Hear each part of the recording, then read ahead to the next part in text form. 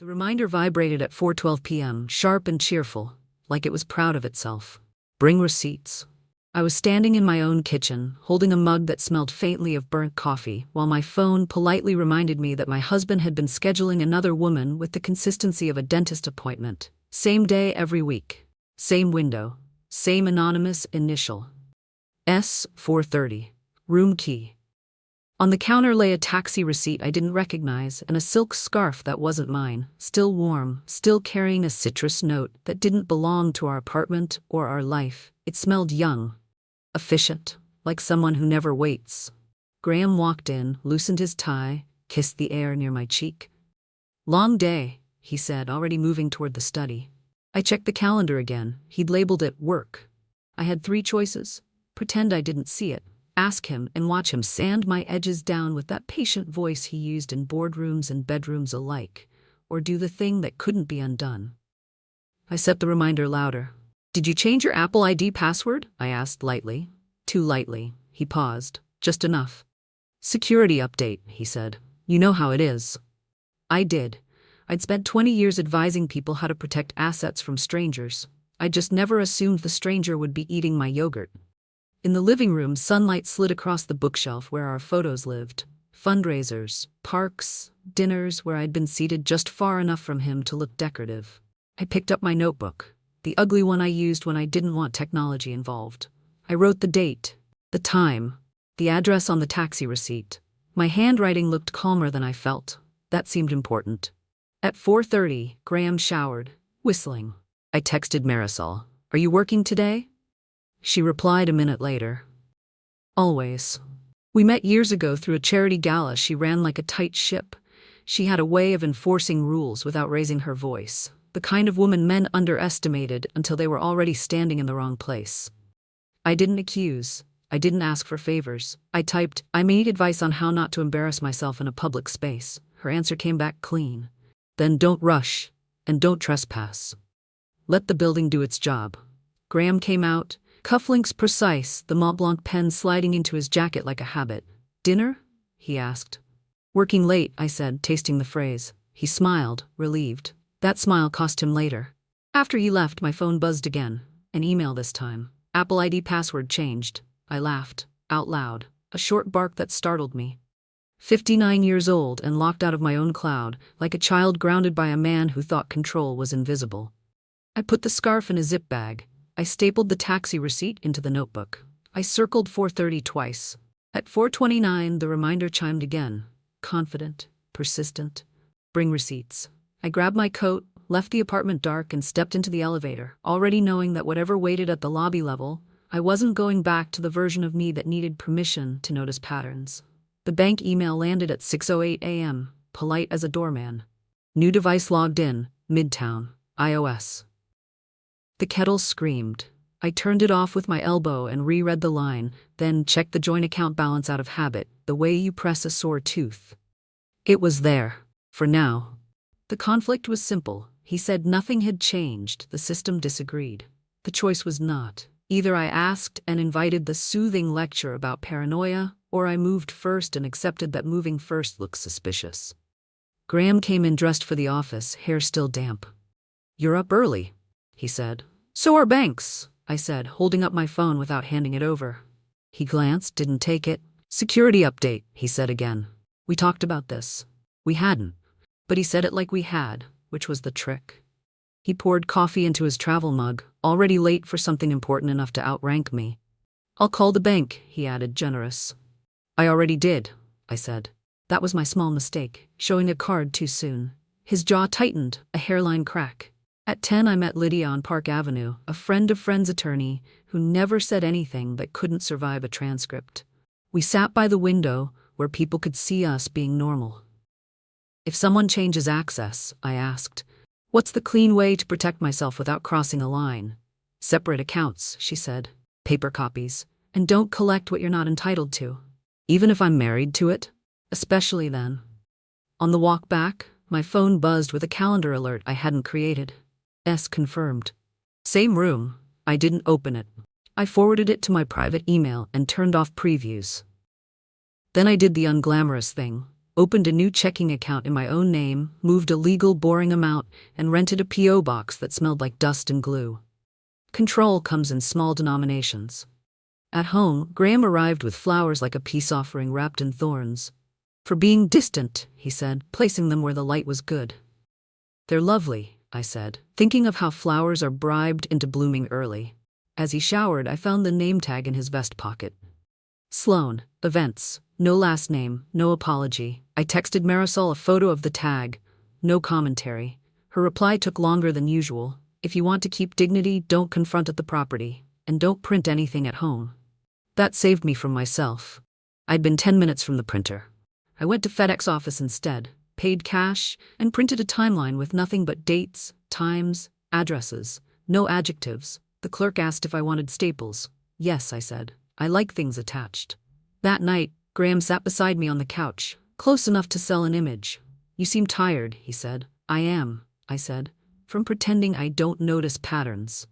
He smiled, patient, the smile he wore when people paid him to explain why they were wrong. "You worry too much," he said. My phone chimed again. 4:30 tomorrow. Same room. I put the flowers in water, slid the name tag into the notebook, and labeled a divider. Week 1. On the back page I wrote a rule and underlined it once. No scenes, only systems. As I turned off the lights, my phone vibrated with a new notification, this one colder. "Join account, password reset successful." The key fell out of his pocket when he hung his jacket, a small plastic sound that didn't belong in our apartment. It skidded under the console table and stopped at my shoe like it wanted to be noticed. Hotel logo, magnetic stripe, not a meeting room, not a favor. Graham's voice carried from the bedroom. "Did you see my cufflinks?" I picked up the key, felt its weight, the way it expected doors to open. "No," I said, true enough. At noon I had a charity planning meeting downtown. I arrived early and took the chair with the broken armrest, the one people avoided. It made watching easier. Sloan came in late, breathless, apologetic in a way that sounded rehearsed. She wore black, efficient, the kind of dress that disappears until you need it to be memorable. "Sorry," she said to the room, eyes flicking to me and away. "No problem," I said, smiling the smile that keeps conversations short. "We spoke only about linens and seating charts." She nodded when I spoke, nodded too much. Her phone buzzed face down. Mine stayed quiet. The conflict lived between the table legs, unaddressed and fed. After I walked 2 blocks and called Marisol. "I found a key," I said. "Don't touch the lock," she said, without asking where. "And don't bring it here." I wasn't planning to. "Good," she said. "If you want this clean, you let paper do the talking." We met for coffee near her property, neutral ground. She arrived with a tote that looked like it held groceries and probably held order. "You can't ask staff for anything," she said. "But you can ask your lawyer to ask us. Subpoena if it comes to that." "I don't want a scene." "Then don't make one," she said. "Buildings have memory. Let them remember for you." That steadied me. I'd almost done something stupid. Followed him, pressed an elevator button, played detective with my dignity in my purse. Instead, I went home and built a timeline with ruler straight lines. Dates, 4:30, room key, vendor payments that coincided with gala weeks. I labeled nothing emotional. My small mistake came at 5. I opened our shared printer app out of habit. The file hovered there, a blinking invitation. I closed it like it burned and left the apartment with the notebook under my arm. FedEx office again. Cash again. The clerk recognized me and didn't comment. I appreciated that more than friendliness. That evening, Graham cooked an olive oil performance. "You're quiet," he said. "I'm listening," I said. He poured wine, the good bottle, like an apology that wanted to be accepted. "Work has been complicated," he said. "It always is," I said, and took a sip. It tasted expensive and temporary. Later, as he showered, I slid the key into a zip bag and labeled it with the date. Evidence has a way of calming me. I texted Marisol a photo of the bag, no context. Her reply came a minute later. "If he's using my property to hide, I won't be his curtain." But patience matters. At 4:12 the next day, my reminder vibrated again. "Bring receipts." The calendar chimed behind it, brazen. Same room. I didn't follow him. I didn't ask questions. I sat at the kitchen table and watched the clock until 4:30 passed, then wrote one line in the notebook. "He thinks time is his." My phone buzzed once more, not from the calendar. An unfamiliar number. Unknown, Miss Hart, this is compliance. We need to verify a vendor detail. The compliance text sat on my phone like a dropped stitch. Verify a vendor detail. I didn't answer it. I brewed tea instead, the kind that smells like restraint, and opened the notebook to a fresh page. The conflict was clean now. Say too much and look opportunistic. Say nothing and lose the window.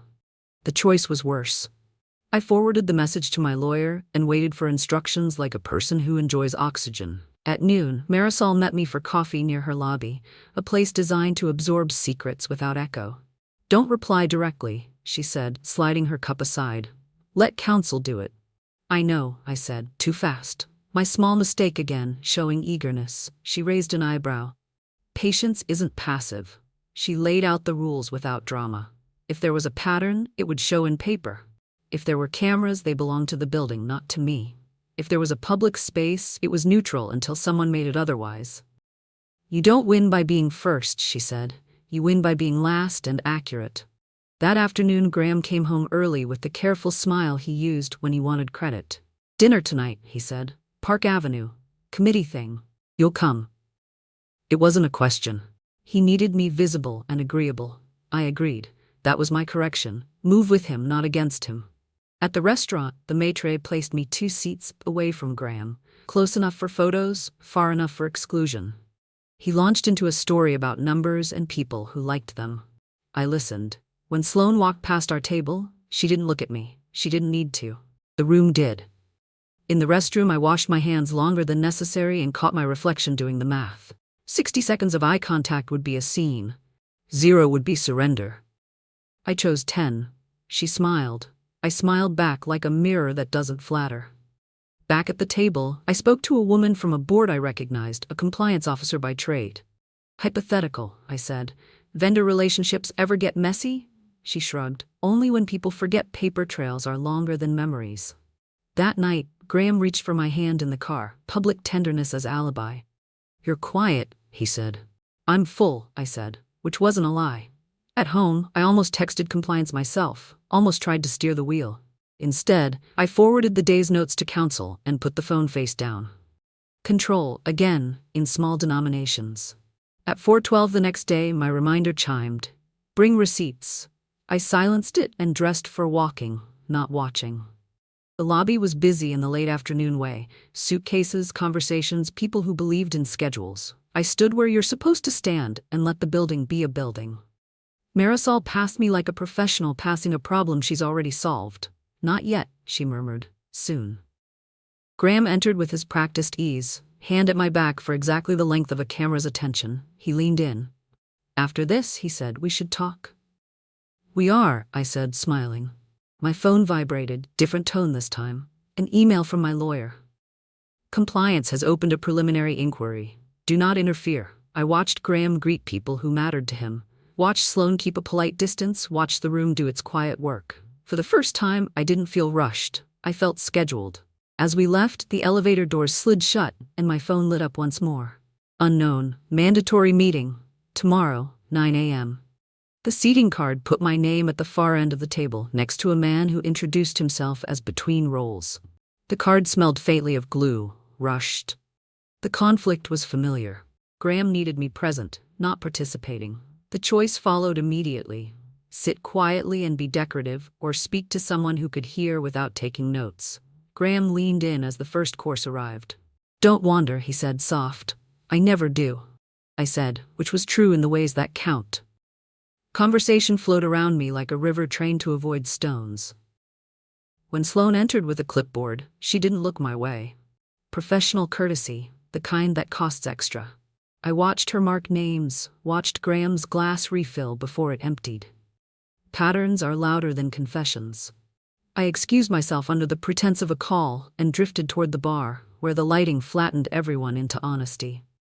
The woman from the board, compliance by trade, stood there nursing soda water. Still hypothetical? She asked, a smile that didn't invite nonsense. Always, I said, when a vendor's access aligns too neatly with private meetings. She didn't ask for names, she never did. Paper survives charm, she said. Charm hates calendars. That was my laugh for the night. Short, private. I made a small mistake returning to the table. My eyes followed Sloane for half a second too long. Graham caught it. He placed his hand on mine, warm, visible. "Everything okay?" he asked, voice pitched for witnesses. "Fine," I said, and corrected myself by asking the man beside me about his work. Between roles turned out to mean recently fired. He talked. I listened. Listening buys time. Dessert came boxed, a sweet ending designed to be taken away. So was the night. Outside, Graham performed concern in the car. "You seem distracted," he said. "Too much sugar," I said. "Makes me honest." At home, a box waited on the console table, small and precise, the kind of thing that expects gratitude. No card.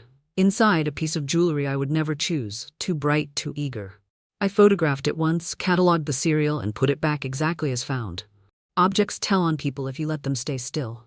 I texted Marisol a single line. A gift arrived. Her reply came slower than usual. "Don't wear it. Don't return it. Let it age." I almost posted it to my close friends list, almost let sympathy eat evidence. That was the mistake I didn't make. Instead, I slipped the box into the notebook and wrote the date. At 4:12 the next afternoon, the reminder chimed. "Bring receipts." I was in a taxi, watching storefronts repeat themselves. My phone buzzed again, this time from Graham. "Meet me. Same place." I didn't answer. I forwarded the message to counsel and watched the meter tick. Control again, counted. When I got home, Graham was already there, jacket off, voice low. "I'm trying to take care of us," he said. "I know," I said, and meant that I knew what he called care. My phone lit up once more. Different sender, different weight. From compliance, "Please provide documentation regarding vendor gifts." I placed the jewelry box on the table between us and said nothing. The room did the rest. The appraiser's office smelled like metal and patience. He wore gloves and didn't ask why a woman my age brought in a piece that wanted to be worn, not questioned. He logged the serial, tapped a keyboard, nodded once. "Recent purchase," he said. "Corporate card, most likely." "Keep the printout," I said. 2 copies. That was my correction for the mistake I almost made last night. Gratitude is noisy. Documentation is quiet. Outside, my phone rang. Graham. I let it ring until it stopped. The conflict had shifted. He wanted reassurance. I needed corroboration. The choice stayed the same. Silence buys clarity. Back home, I placed the appraiser's report in the notebook and slid the jewelry box back to its original angle on the console table. Evidence behaves better when it's not provoked. I brewed coffee I didn't finish and waited. Graham came in early, all concern and clean sleeves. "You didn't answer," he said. "I was busy," I said. "With what?" "Accounting," I said. He laughed, relieved as if that word belonged to him. He sat close, voice low. "I want to take you away this weekend," he said. "Reset." "Away where?" "Anywhere," he said, which meant nowhere I controlled. I nodded. That was my small mistake, too agreeable, too fast. His hand squeezed mine, pleased. "We deserve nice things," he said. At 4:30, the reminder chimed. "Bring receipts." I turned it off without looking at him. He watched me watch nothing. My phone buzzed with an email from Marisol. 3 lines, no warmth. "Vendor folios are retained 7 years. Access requires counsel. Lobby is neutral. Choose neutral." Neutral. I repeated it like a password. That evening I let Graham talk. He filled the room with plans and explanations, none of which asked for permission. When he paused, I said, "I'm tired," and went to bed alone. The bed felt larger, which I liked. In the dark, my phone lit again, this time from my lawyer. "Proceed. We'll request preservation tomorrow." I slept anyway. Morning came with rain that made the city honest. I dressed plainly and took the jewelry box to the appraiser again, this time for a valuation letter. He didn't comment. Professionals rarely do. On the way out, I made a mistake I couldn't undo. I texted Graham, "We need to talk." He replied instantly, "Today, 4:30. Same time, same confidence. I deleted my text and forwarded his to counsel. The correction followed immediately. "Do not meet privately." At home, I packed the notebook into a tote that looked like groceries. I checked the P.O. box key, the extra debit card, the printed reports. Control again in small denominations. At 4:12, the reminder vibrated. "Bring receipts." I smiled despite myself. 59 years old and still amused by timing. The lobby was busy when I arrived. Wheels, voices, people passing through their own stories. I stood where I was supposed to stand and waited for the building to do its job. Marisol passed by without stopping, a glance that said, "Now you see it." Graham entered, scanning, then found me. He took my arm, gentle for witnesses. After this, he said, we'll clear everything up. We will, I said. My phone vibrated once more, heavier than the rest. From compliance. Meeting confirmed, attendance required. I let the screen go dark and kept my eyes on the doors. The reminder went off early, insistent, like it had learned impatience from me.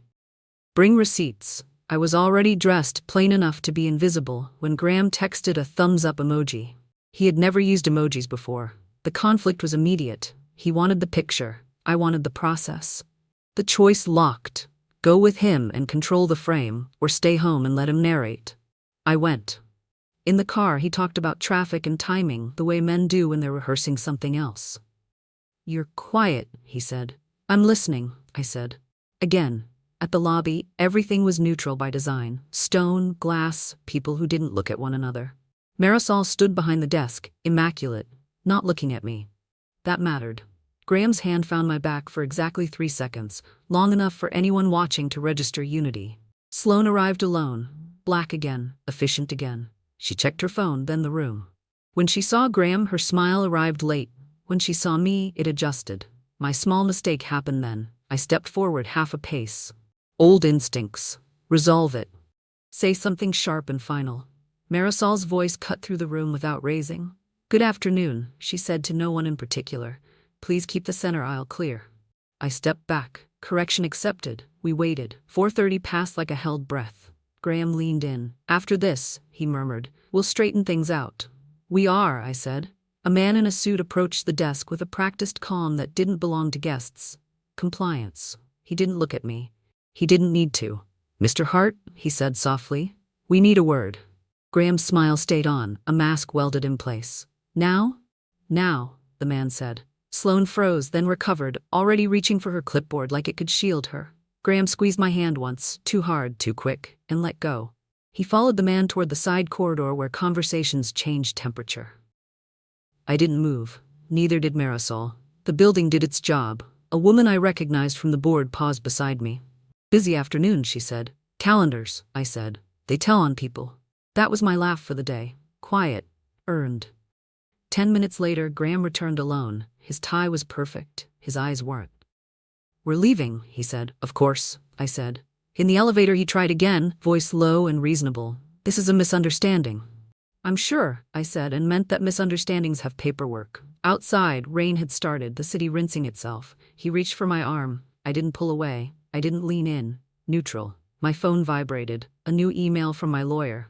HR has initiated a formal inquiry. Preserve all documents. Do not contact involved parties. Graham saw the screen light my face. Don't do this, he said finally. I didn't, I said. I scheduled it. He laughed then, short and sharp. You think this ends well? I think it ends accurately, I said. We stood under the awning while taxis hissed past. Sloane exited the building across the street, phone to her ear, walking fast. No one followed her. No one needed to. Another vibration. Unknown sender. Miss Hart, this is board counsel. We should meet. I put the phone away and stepped into the rain, leaving Graham under cover, exactly where he preferred to be. The overdraft alert arrived before dawn, shrill and personal. Joint account. Negative by a number designed to scare, not destroy. The conflict sharpened. He was squeezing liquidity to force conversation. I needed air without begging for it. The choice was procedural. Activate safeguards now, or wait and look complicit later. I forwarded the alert to counsel and made oatmeal. Ordinary acts keep the spine straight. By 9, I was in a conference room that smelled like carpet cleaner and discretion. My lawyer slid a yellow pad toward me. Temporary orders, she said. Asset preservation. You'll be accused of overreacting. I'm reacting on time, I said. We moved fast and boring. Notices filed, accounts flagged, instructions written in sentences that could survive cross-examination. I signed where indicated, once, twice, steady. That was my correction for yesterday's mistake. Assuming pressure would slow him. Pressure speeds people up. Graham called at 10, then again at 10:03. I let both go. He texted at 10:05. You're blowing this up? I saved it, not to reread, to date stamp. At noon I met Marisol for 5 minutes in a hallway designed for waiting. She spoke first. Compliance asked for pattern confirmation, she said, through counsel. That's clean, I said. It stays that way if you don't add color, she said. Color had tempted me all morning. A sentence, A screenshot, a righteous paragraph. I swallowed it. Neutral holds. In the afternoon, Graham showed up at the apartment without warning, charm sharpened into urgency. "You can't lock me out," he said, not raising his voice. "I didn't," I said. "The system did." "You talk to people," he said. "I talk to process," I said. He paced, careful not to knock anything over. "This hurts us," he said. "This measures us," I said. My small mistake came then. I said his name like a plea. He seized it. "Then stop," he said, reaching for my hand. I withdrew it and corrected myself by opening the folder on the table. No theatrics, just paper. He read enough to understand there would be witnesses if he stayed. He left without slamming the door. He never slammed doors. He preferred locks. At 4, an email from compliance arrived, formal and cold. Mandatory meeting, attendance required. Counsel permitted. I forwarded it to my lawyer and put my phone down. Outside, the city kept appointments. That evening, not Daniel, names matter, board counsel called. His voice was polite and final. "We'll need a statement," he said. "You'll get documents," I said. "That will do," he said. I slept poorly and woke calm. Morning rain returned, thin and honest. In the corridor outside the meeting room, Graham stood with his attorney, posture perfect. He smiled when he saw me, a reflex that had outlived usefulness. "We'll talk after," he said. "Through counsel," I said. Inside, time stretched and contracted. Questions, dates, vendors, gifts, calendars. No one raised a voice. No one needed to. When it ended, the word suspension floated without landing. That would come later, on letterhead. My phone vibrated as we filed out. A new email, subject line efficient, temporary financial orders granted. I stepped aside, let Graham pass, and felt the odd relief of standing on ground that no longer moved when he did. As I reached the elevator, another message arrived, this one from an unknown number.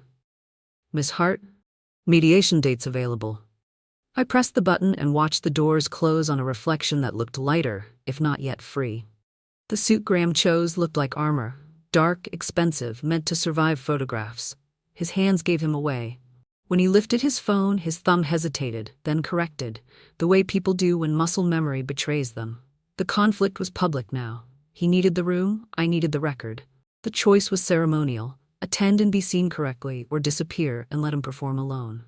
I attended. The gala unfolded with practiced grace. Names floated, glasses clinked. The skyline behaved. I moved through it like someone who belonged, because I did. When people asked how I was, I said, busy, which is a word that forgives everything. Sloane hovered near the edge of the vendor table, eyes on her clipboard like it could absolve timing. She avoided me. I returned the favor. Avoidance is a language Manhattan speaks fluently. My small mistake came when a friend leaned in and whispered, "I'm sorry." Sympathy thickens the air. I smiled too tightly, corrected by asking her about her kids. Redirecting is an underrated skill. Graham found me near the bar, posture relaxed, voice lowered for intimacy. "Can we talk?" "Here?" I asked. "After," he said. "Through counsel," I said, and took a sip of soda water that tasted like resolve.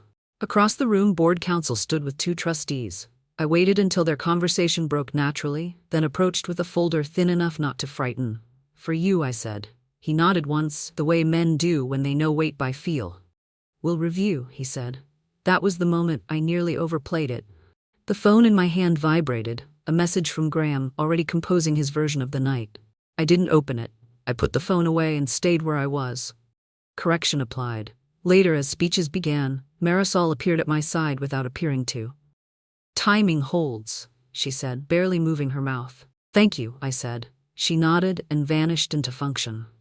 When applause rose, Graham clapped with the room. He looked toward me and smiled, the smile he used when outcomes were still negotiable. I smiled back, smaller, finished. Outside, under lights that make everyone honest, he caught up to me. "This doesn't have to be ugly," he said. "It doesn't," I said. "It has to be accurate." He laughed sharp. "You think they'll pick you?" "I think they'll pick paper," I said. My phone chimed then, a sound too official for marketing. An email from HR. Administrative leave effective immediately. I didn't show him. I didn't need to. He saw it in my face, the absence of urgency. "You did this," he said. "I attended," I said. Across the street, Sloane exited quickly, heels decisive, phone already pressed to her ear. The vendor table would be someone else's problem tomorrow. Consequences don't need witnesses to arrive. As I walked away, another message arrived, this one from my lawyer. Draft settlement terms attached. I stopped at the corner and opened the file, not to read it, just to confirm it existed. It did. That was enough. Behind me, Graham said my name once, as if it might still turn me. I didn't look back. The city kept moving, which felt like permission. The courthouse corridor smelled like lemon cleaner and patience. People sat far apart, pretending not to listen to one another's futures. Graham stood with his attorney, posture impeccable, eyes already rehearsing regret. The conflict was stripped bare. He wanted a private absolution. I wanted enforceable terms. The choice had been made weeks ago. Evelyn, he said, as if names still worked like keys. Through counsel, I said, and sat. Mediation moved in clean blocks. Numbers, dates, accounts that used to be plural learning the singular. He tried once. Voice softened, shoulders lowered. We built this together. We filed it together, I said, and slid the folder forward. My small mistake came when I glanced at him during a pause, habit tugging at muscle memory. He caught it and leaned in. I can fix this, he said. I corrected by closing my pen and opening my hands on the table. Neutral. The mediator cleared her throat. The room returned to paper. By noon, temporary orders hardened into shape, separate finances, asset freezes where needed, no contact clauses written without drama. His administrative leave had become an investigation with a calendar. Sloane's vendor contract, I learned later, had been not renewed. Language matters. Outside, rain threatened but held. Graham lingered, searching for a last line. You'll regret how cold you were, he said. I'm warm enough, I said, and meant solvent. That afternoon, I signed the lease on a smaller apartment with windows that faced nothing famous. I liked that. I carried boxes myself, discovering muscles that had been decorative for years. An Amazon box waited by the door, boring essentials. I tore it open with my keys and laughed at how light my hands felt. Marisol texted once. You did it clean. I replied, you kept it clean. She sent a checkmark, that was all. In the evening, I walked Central Park without headphones, counting dogs, not steps. A woman jogged past with determination I recognized. I sat on a bench and opened my laptop to a blank document. The cursor blinked without pressure. I typed 3 lines about advisory work I'd postponed and deleted 2 of them. Progress. My phone vibrated. A message from my lawyer, settlement finalized. Funds released per schedule. I didn't open the attachment. Existence was enough. Later at home, I found the old reminder buried in my calendar. Bring receipts. I renamed it without ceremony. Buy yourself flowers. Then I deleted it. Timing had taught me what it needed to teach. As I poured a glass of water, another message arrived. This one unfamiliar but polite. Miss Hart, a board seat has opened. Are you available to discuss next week?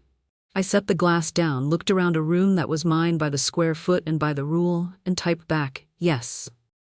I keep mornings simple now. Coffee, black.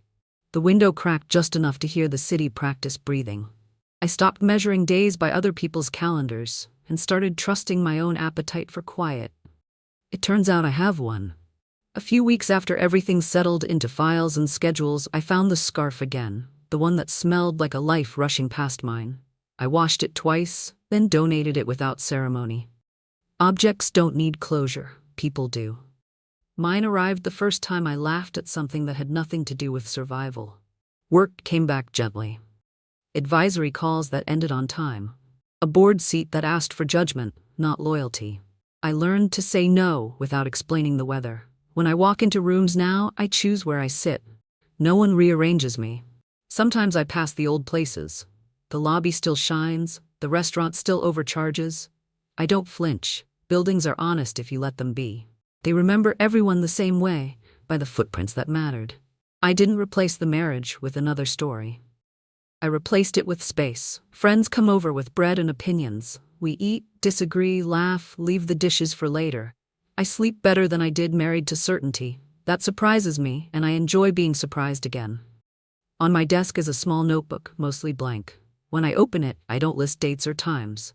I jot down things I noticed. A woman teaching her dog patience, a stranger holding an elevator, the relief of choosing water. These are not receipts. They're proof. If there's a lesson, it isn't loud. It doesn't clap. It sits with you until you notice you're lighter. Control didn't come back as power. It came back as permission, to be exact, to be kind, to stop explaining myself. Tonight I'll buy flowers because I want to. I won't keep them long. I like how beauty behaves when it knows it isn't owed anything.